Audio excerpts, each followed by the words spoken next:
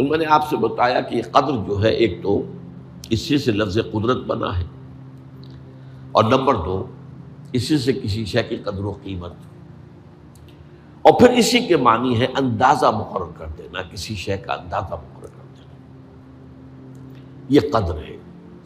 اللہ نے ہر چیز کا ایک اندازہ مقرر کر دیا ہے۔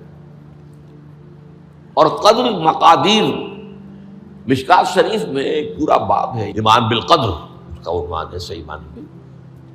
تو پہلی حدیث کیا ہے؟ مسلم شریف کی روایت ہے، عبداللہ ابن عمرو بن العاص رضی اللہ تعالی عنہما۔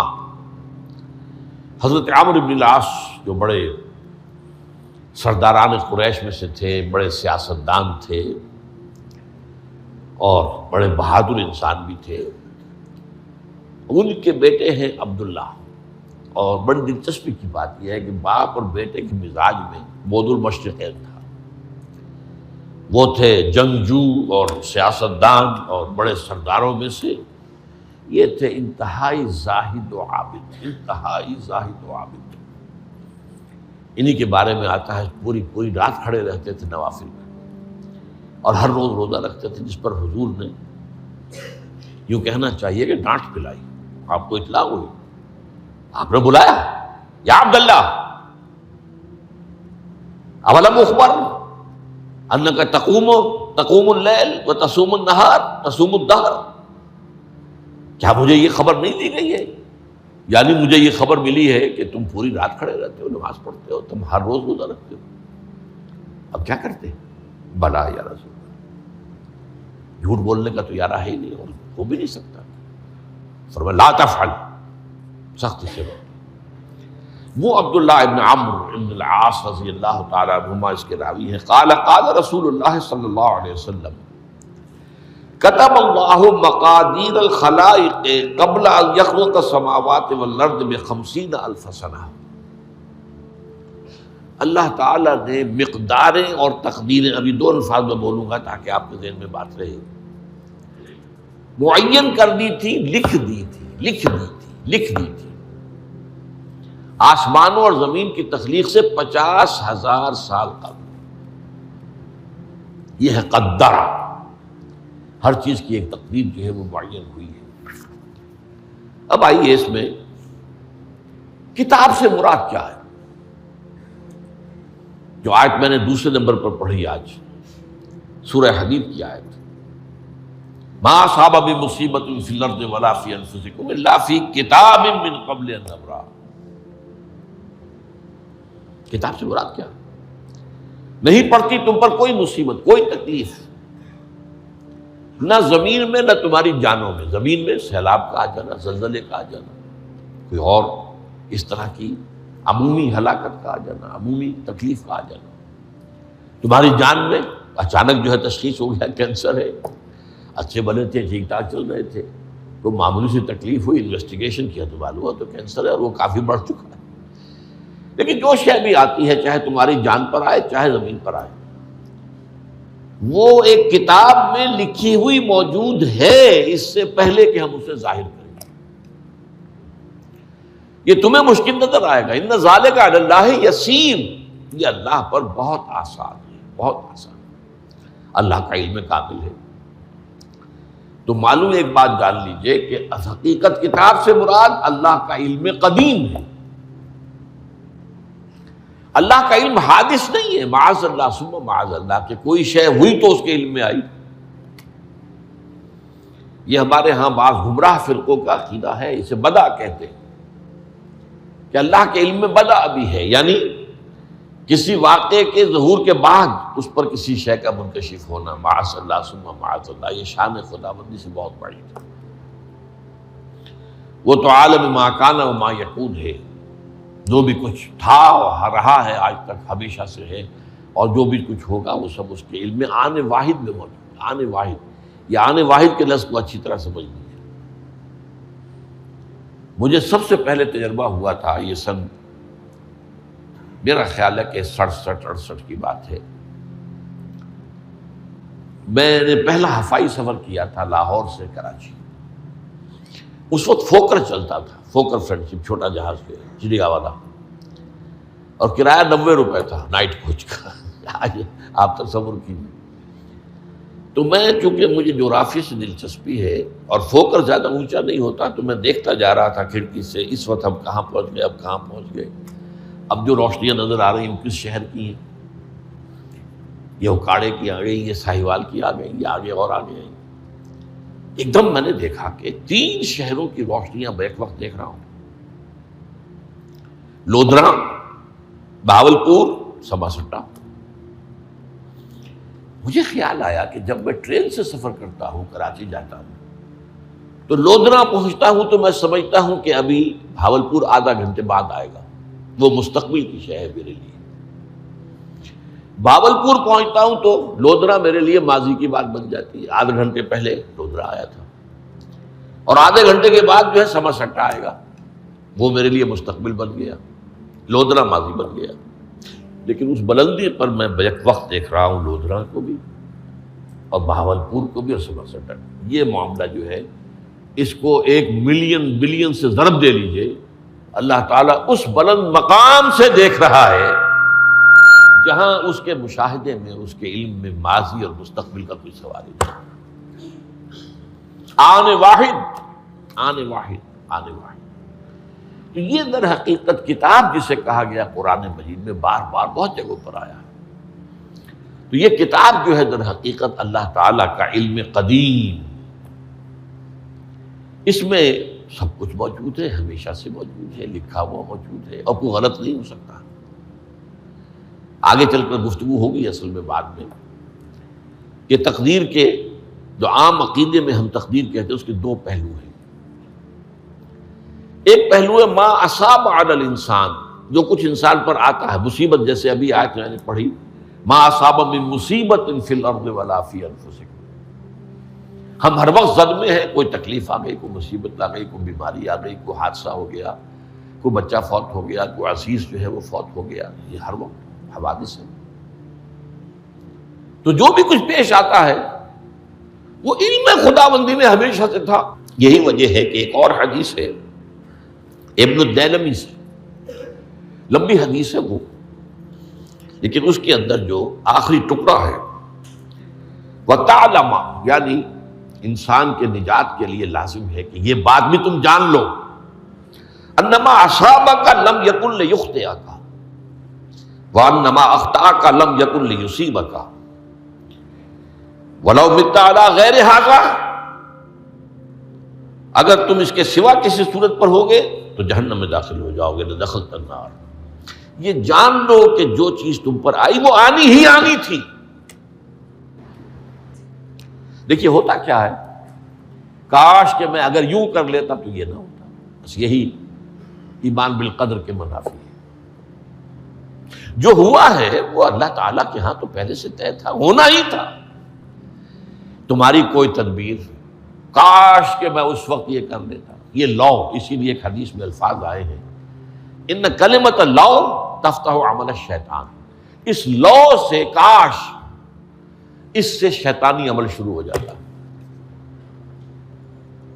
کاش کہ یہ ہو جاتا، کاش میں یہ نہ کرتا، کاش کہ ہو جاتا. تو یہ نہیں. تعلم انما اصابک لم یکن لیخطئک. تو جان لے اس بات کو کہ جو چیز تم پر آئی ہے وہ ہرگز ٹلنے والی نہیں تھی.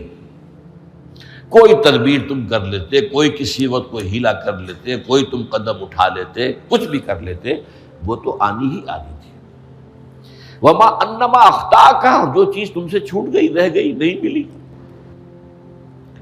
ایک ویکنسی ایڈورٹائز ہوئی تھی، آپ نے بھی درخواست دی تھی، آپ کو نہیں ملی. اب آپ ہو کاش کہ میں نے فلاں سے سفارش کرا لی ہوتی، بس گئے. تو جو چیز چھوٹ گئی وہ چھوٹ جانی ہی تھی. اس میں قطعاً جو ہے کوئی شکل، کوئی تدبیر، کوئی سفارش، کسی طرح کا کوئی بھی ہیلا، کوئی جو ہے اس پہ کارگر نہیں ہو سکتا تھا. لم یکن لیصیبک ومت علی غیر ذلک. اگر تو اس کے سوا کسی کیفیت پر تیری موت واقع ہوئی، اگر یہ یقین نہیں ہے، یہ ہے تقدیر کا وہ مفہوم کہ جس کا تعلق ہے علامہ اصاب الانسان، جو انسان کے اوپر وارد ہو رہا ہے، اس کے ضمن میں تقدیر کا مفہوم کیا ہے. کہ جو ہوا ہے وہ تو ہونا ہی تھا، اس میں تو کسی شک و شبے کی گنجائش نہیں، بالکل قط اللہ تعالیٰ کا فیصلہ ہے۔ البتہ در حقیقت ایک دوسرا پہلو ہے، ما یفعل الانسان، وہ جو انسان کرتا ہے۔ یہاں آ کر یہ تقدیر کا مسئلہ بہت ٹیڑھا ہو جاتا ہے۔ آیا میرے اندر کوئی اختیار بھی ہے کہ نہیں؟ Do I have any free choice؟ یا ہر شخص پہلے سے طے ہے؟ تقدیر کا ایک عام مفہوم یہ ہے، اور اس مفہوم میں بھی بعض روایات بھی ہیں جو اس کی تائید کرتی ہیں کہ ہر چیز پہلے سے طے ہے، لکھی ہوئی ہے۔ اور یہ جو حدیث ہم نے ابھی پڑھی ہے یہ گویا کہ اس کی ایک مثال ہے کہ وہ جو لکھ دیا گیا تھا، فرشتے نے لکھ دیا تھا، رحم مادر میں لکھ دیا تھا، شقی و سعید، یہ بدبخت ہے یا سعادت مند ہے۔ تو ایک شخص پوری عمر نیکی کے کام کرتا رہا، آخری وقت میں آ کر کوئی ایسا حادثہ پیش آ گیا کہ وہ اہل جہنم کے سے کام شروع کر دیا اور جہنمی ہو گیا۔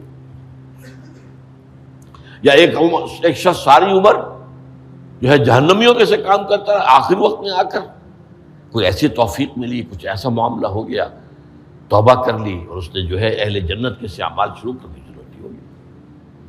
تو یہ جو ہے علامہ اصحابک کا علیحدہ بات ہے، اور علامہ یفعل الانسان، انسان کیا کرتا ہے اس میں اس کی قدرت کتنی ہے۔ اور یہ ہمارے ہاں فلسفے کا بڑا مشکل موضوع ہے، اسی کا نام ہے جبر و قدر۔ ہمارے اسلاف میں بھی کچھ لوگ ایسے ہیں متکلمین میں سے، دیکھیے ہمارے ہاں ایک وہ لوگ ہیں کہ جو اس پر قناعت کرتے ہیں کہ جو اللہ نے کہہ دیا اور رسول نے کہہ دیا، اس سے آگے ہم مین میخ نہیں نکالیں گے، وہ محفوظ راستے پر ہوتے ہیں۔ لیکن بہرحال انسان کو اللہ نے ایک عقل بھی دی ہے، اور یہ عقل سوالات اٹھاتی ہے، اور جو زیادہ ذہین انسان ہوتے ہیں ان کے اندر ان کی یہ مصیبت زیادہ ہوتی ہے، لہٰذا وہ تو سوچتے ہیں، کچھ نہ کچھ غور و فکر کرتے ہیں، بات سمجھنے کی کوشش کرتے ہیں۔ اس میں اب ہمارے ہاں دو طبقے ہو گئے، جبریہ، قدریہ۔ ایک نقطہ نظر یہ ہے کہ انسان مجبور محض، کوئی اختیار نہیں، اور ایک یہ ہے کہ انسان قادر مطلق ہے، جو چاہتا ہے اپنے فیصلے میں مختار مطلق ہے، وہ فیصلہ کرتا ہے۔ انہیں قدریہ کہتے ہیں۔ تو جبریہ اور قدریہ ان کی بحثیں ہمارے یہاں، یہ وہی تقدیر کا مسئلہ جو میں نے کہا تھا، بحثوں میں آ کر انہیں آج تک حل نہیں ہوا، حل ہو سکتا ہی نہیں۔ اب اس کے ضمن میں علامہ اقبال کا ایک شعر آپ کو سناتا ہوں، وہ بہت اچھا لگتا ہے، بہت خوبصورت لگتا ہے شعر ہونے کے اعتبار سے۔ تقدیر کے پابند جمادات و نباتات، مومن صرف اللہ کے احکام کا پابند۔ اس میں انسان سے پابندی کی نفی کر دی گئی ہے، وہ صرف پابند ہے اللہ کے احکام کا۔ نتیجے کے اعتبار سے تو جو یہ شعر کہہ رہا ہے جو بات، وہ صحیح ہے، پابندی اصل جو ہے وہ اللہ کے احکام کی ہے۔ لیکن یہ کہ تقدیر کی پابندی سے انسان بھی پوری طرح آزاد نہیں ہے، یہ سمجھ لینا کہ یہ جمادات و نباتات ہی کا معاملہ، یہ غلط ہے، یہ مبالغہ ہے۔ ظاہر بات ہے کہ شاعر جو ہے، شاعر مبالغے سے بچ نہیں سکتا، چاہے وہ علامہ اقبال ہو، کوئی بھی ہو۔ تو اسی لیے سورہ شعراء کے اندر جو عام شعراء کی جو صفات بیان ہوئی ہیں وہ آپ کے ذہن میں آ گئی ہوگی۔ مبالغہ کرتے ہیں، فی کل واد یہیمون انہم یقولون ما لا یفعلون، وہ کہتے بھی وہ کچھ ہے جو کرتے نہیں ہیں، اور یہ بات تو علامہ اقبال پر بھی چشمہ ہوتی ہے۔ بہرحال یہ شعر ذرا پھر نوٹ کیجئے، تقدیر کے پابند جمادات و نباتات، مومن صرف اللہ کے احکام کا، کوئی بات صحیح نہیں ہے۔ انسان بہت سے اعتبارات سے مجبور ہے۔ سب سے پہلے جو ہے انسان کے اندر ایک تقدیر نوعی ہے، نوع انسان، چھوٹی سی چڑیا اڑتی پھرتی ہے، انسان نہیں اڑ سکتا۔ آپ نے ٹھیک ہے مشین ایجاد کر دی، جہاز ایجاد کر لیا، آپ دوڑ رہے ہیں 500 آدمی اور سینکڑوں من سامان لے کر جو ہے وہ جا رہا ہے، 747 ہو یا 757 ہو، یہ کر لیا ٹھیک ہے، خود نہیں اڑ سکتے۔ اب کیا کریں گے آپ؟ یہ تقدیر نوعی ہے، اسپیشیز، ہر اسپیشیز کے لیے اللہ نے ایک اندازہ مقرر کر دیا ہے، اس اندازے ہی میں رہے گا، اس سے باہر نہیں جا سکتا۔ پھر ایک تقدیر شخصی ہے۔ اب دیکھیے تقدیر شخصی کیا ہے؟ بعض اوصاف و صفات ہمیں وراثتاً ملتے ہیں، وی ہیو نو چوائس۔ پہلے بھی یہ بات مانی جاتی تھی، آج جو ہے ذرا سائنٹیفک انداز میں ہم کہتے ہیں جینز میں چلا آ رہا ہے، وہ جینز کو کوئی بدل سکتا ہے؟ جو جینز بھی آپ کو ملے اپنے والدین کی طرف سے، وہ آپ کی شخصیت کا ظاہر بات ہے کہ فیصلہ کن طرز پر اس کو ڈھال دیتے ہیں۔ جینز ہے، پابندی ہے۔ نمبر 2 یہ کہ خاص طور پر جو گھر کا ابتدائی ماحول ہوتا ہے، ماں کی گود اور ابتدائی گہوارہ گھر کا، اس کے جو اثرات مرتسم ہو جاتے ہیں شخصیت کے اوپر، وہ بھی بڑے مستقل ہوتے ہیں، پختہ ہوتے ہیں۔ ان دونوں چیزوں کو ضرب دے لیجئے، hereditary factors multiplied by environmental factors, اس سے مل کر ایک شے تیار ہوتی ہے جس کو قرآن کہتا ہے شاکلہ۔ قُلْ كُلٌّ يَعْمَلُ عَلَىٰ شَاكِلَتِهِ فَرَبُّكُمْ أَعْلَمُ بِمَنْ هُوَ أَهْدَىٰ سَبِيلًا، سورہ بنی اسرائیل۔ شاکلہ کسے کہتے ہیں؟ شاکلہ شکل دینے والی شے۔ آپ کو لوہا ڈھالنا ہے، کوئی خاص پرزہ بنانا ہے، اس کا پہلے سانچہ بناتے ہیں ہم، لوہے کو پگھلا کے اس میں ڈالیں گے تو جیسا سانچہ ہوگا ویسا ہی لوہا جو ہے وہ شکل اختیار کرے، اسے شاکلہ کہتے ہیں۔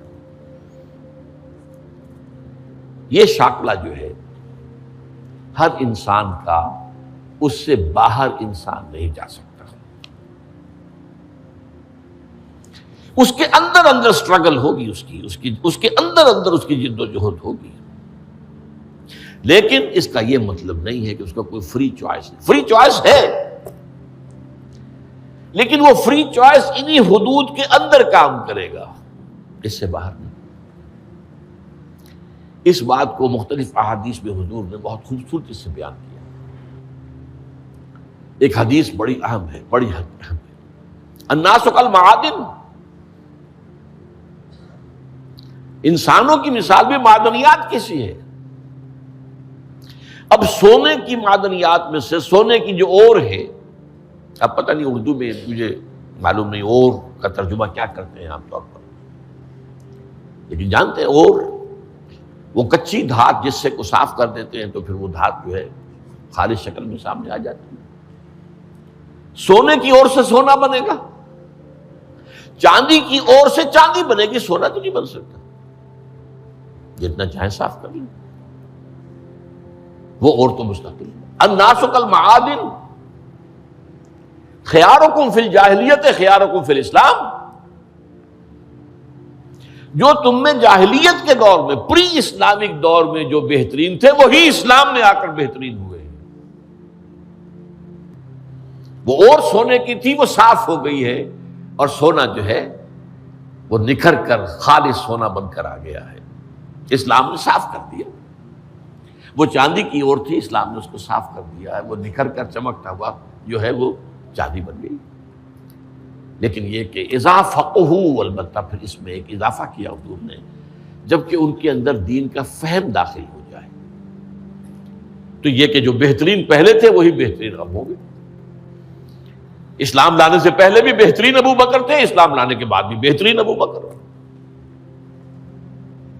حضور پر وحی سے پہلے بھی بہترین خاتون خدیجۃ الکبریٰ تھی، ایمان لانے کے بعد بھی بہترین خاتون خدیجۃ الکبریٰ۔